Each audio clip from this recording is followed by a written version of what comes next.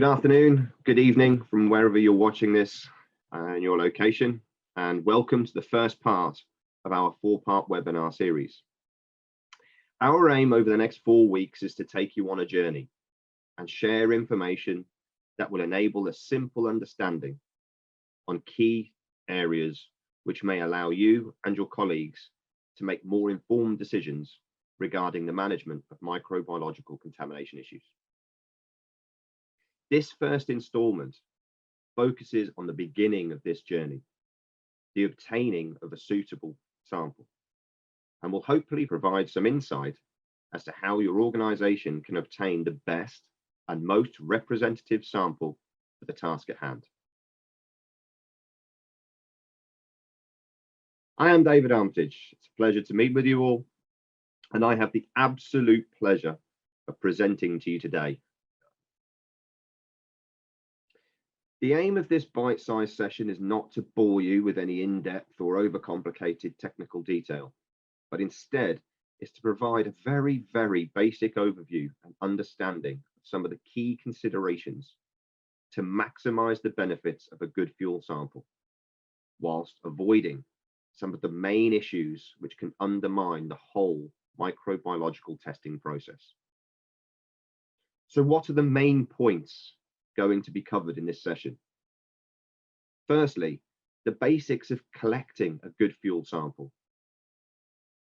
Also, what we mean by cross-contamination. Provide some simple steps to avoid potentially misleading results as a direct impact of cross-contamination, as well as considerations for the appropriate transportation of samples to be tested for microbiological contamination to off-site locations.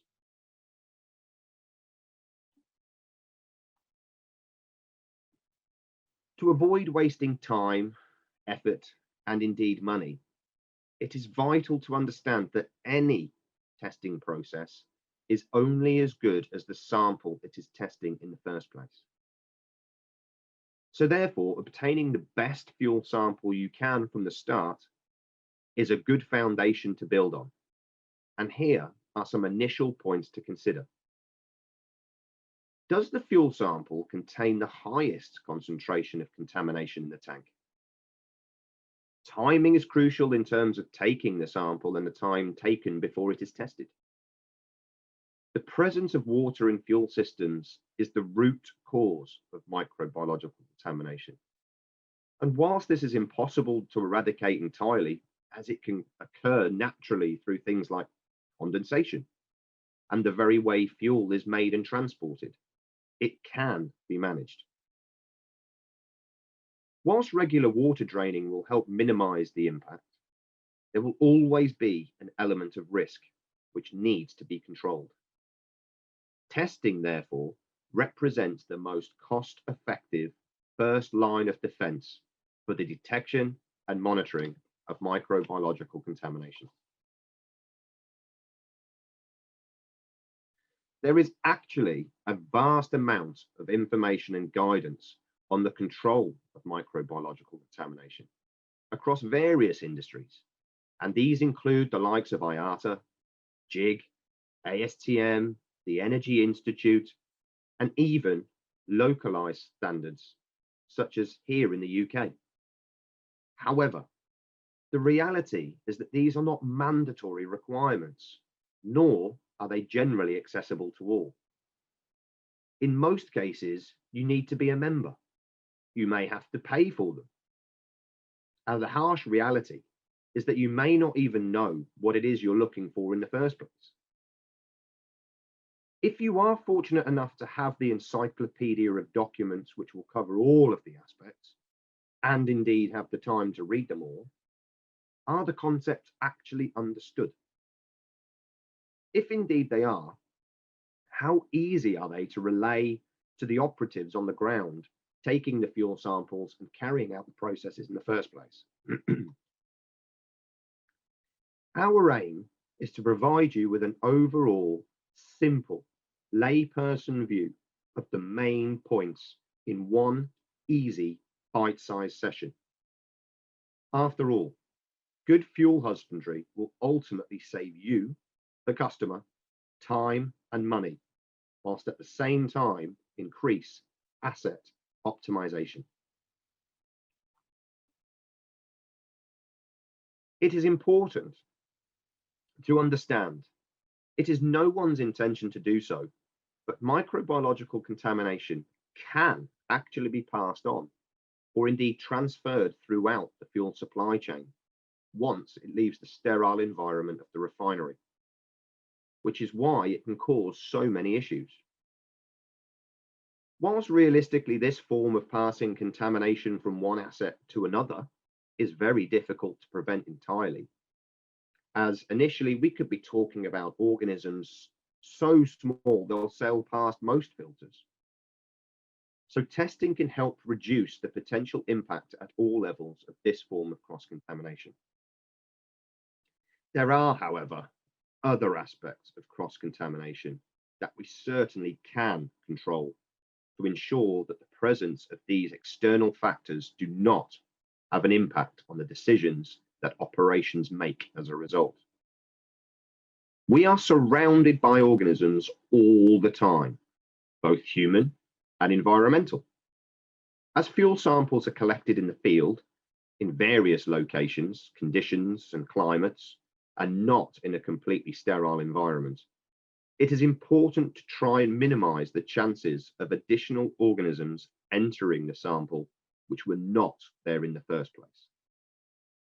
One of the major reasons for this is that there are a number of testing processes that can be termed capture all tests, in that they will detect the presence of all organisms, irrespective of whether they are human or environmental, fuel degrading or non-fuel degrading.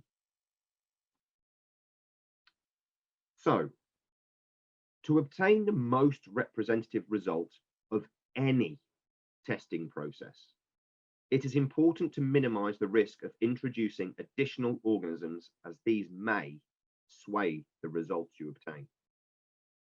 To highlight this point, and unfortunately, in the world we currently live in, it would be like taking a COVID test, which gave a positive result based on the fact that you had a cold and not actually COVID.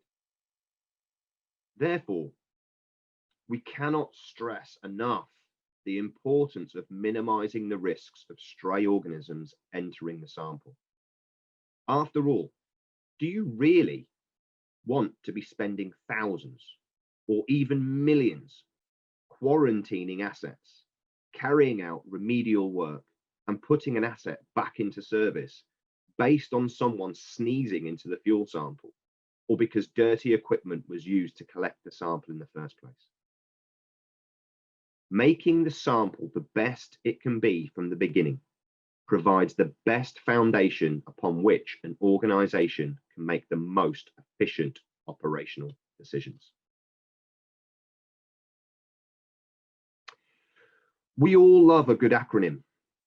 So if you remember nothing else from today's session, please remember the term PEST: preparation, environment, sample, and transport. After all, we are seeking to minimize the risks these pests cause in the form of jet fuel fungus, diesel bug, or any other term you may use for microbiological contamination.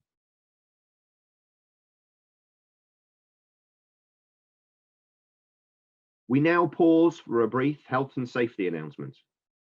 Please ensure you follow all internal company and/or country guidelines regarding the PPE required for the safe handling of fuels.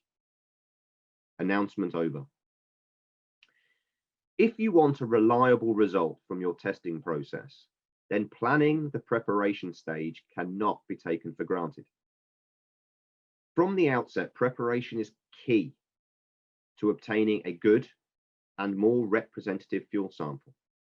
And hopefully, these simple steps will help reduce cross-contamination risk from equipment and indeed operators when touching the equipment. It may seem simple, but ensure you wash your hands or wear a clean pair of gloves for each fuel sample conducted. Ensure you clean drain points and sampling equipment, ideally with no less than 70% alcohol wipes or solution, and allow them to dry. The last thing you want are organisms from previous samples which may have been contaminated entering the fresh one and potentially presenting you with a problem that is not really there.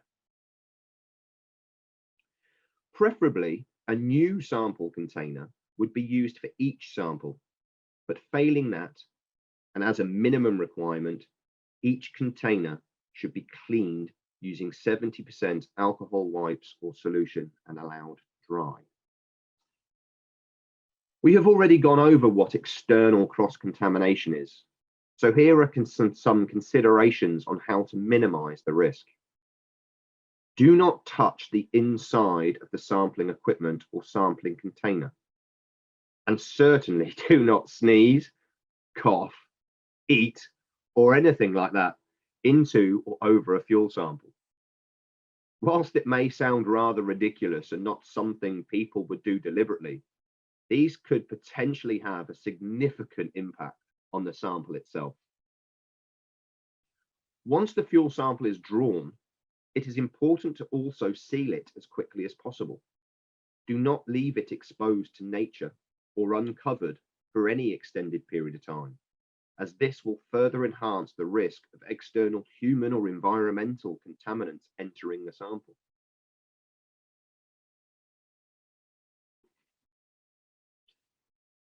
Regarding the sample itself, it is often recommended that a minimum sample of 1 litre should be drawn initially for both visual inspection and microbiological testing.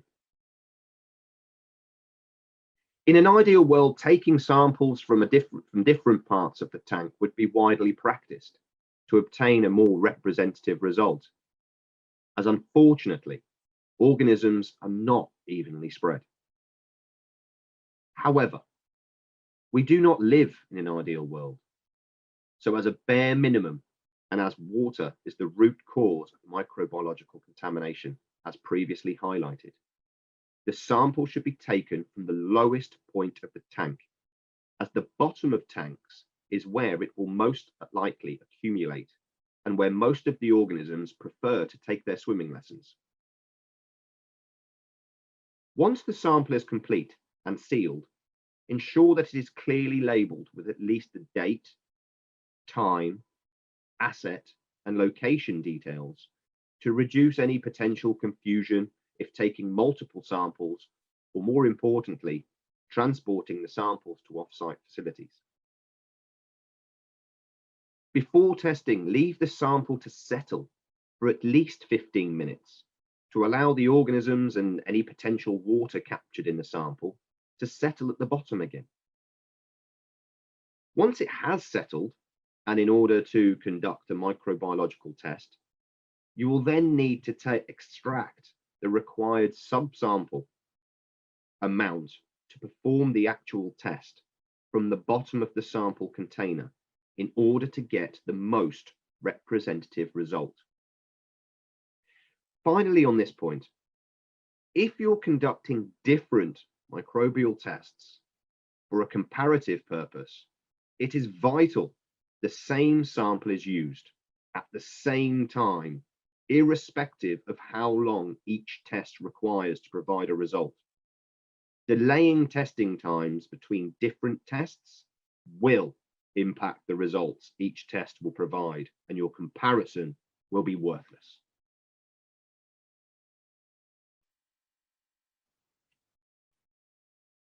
The final element of PEST is transport. And this is vital when ensuring the most representative results from any testing process. And the reason is that organisms can change very quickly from the time the sample was drawn to the time they are tested. Imagine going on holiday and how quickly we ourselves can change color if sunbathing, or how quickly our eating and drinking habits change in such a short space of time when we are taken out of our usual routine and environment. Luckily, ASTM D6469 indicates that ideally all testing should take place on site within minutes of the sample being drawn. The reason? To minimize the potential deterioration of organisms between testing and analysis. And as such, testing on site provides the most representative means of detecting the levels of microbiological contamination present in the tank. But is this practical to all?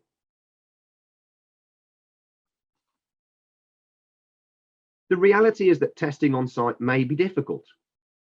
So what can be done from a practical perspective to maximize the potential of getting the most representative sample? Well, ASTM D6469 does provide some assistance in this regard. It says samples should be transported on ice and tested within 4 hours and no later than 24 hours after taking the sample, as samples stored and transported at higher temperatures or indeed for longer times can show the presence of microbiological contamination that is no longer representative of actual fuel system conditions. It is also worth bearing in mind sample chain of custody considerations when using third parties to transport samples to off-site facilities. Can you guarantee that the sample is transported correctly, handled in the appropriate manner, and indeed delivered within the required timeframes? Remember, any testing process or off-site facility can only test the sample it was provided with. So ensuring chain of custody as much as possible can help safeguard the reliability of the results that your organization receive back. All the areas so far are not meant to frighten people, but actually provide a basis for organizations to consider to maximize the accuracy of their testing regime and to make the most efficient decisions from an operational perspective. Setting an appropriate process, providing instruction and training to operatives in the field on these areas, and providing supervision will provide a solid foundation upon which to work from. But when established, the most important element is to repeat it until it becomes the norm. Using PEST, preparation, environment, sample, and transport as a starting point could, in the very least, start the development of guidance that will not only maximize the chances of getting more representative results from microbiological testing, but is actually right operationally for your assets.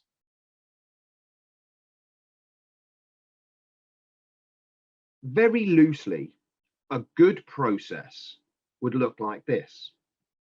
Where practical, regularly remove as much water as possible, as we know by now, water is the root cause of microbiological contamination in the first place. Ensure that any drain points and sampling equipment are clean and samples are taken from the lowest point of the tank. Ideally, use new sample containers for each sample and that samples are clearly labeled. If transporting to off-site facilities, ensure they are transported on ice. And finally, test as quickly as possible and within 24 hours to get the most representative results.